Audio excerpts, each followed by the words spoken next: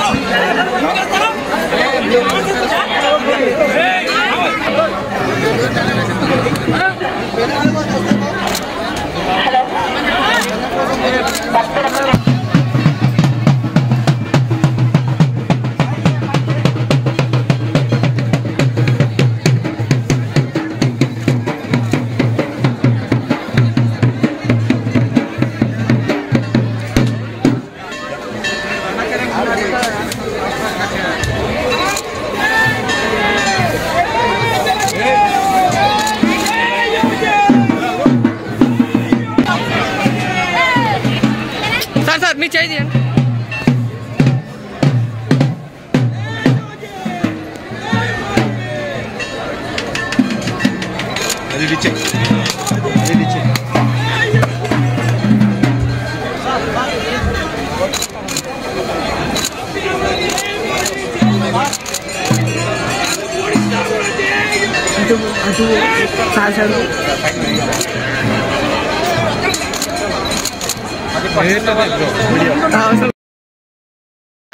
పత్రికా మిత్రులందరికీ నమస్కారం.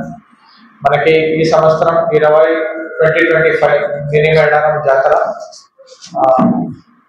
అన్ని ఏర్పాట్లతో ఒక సందడి వాతావరణంతో జరుగుతున్నది.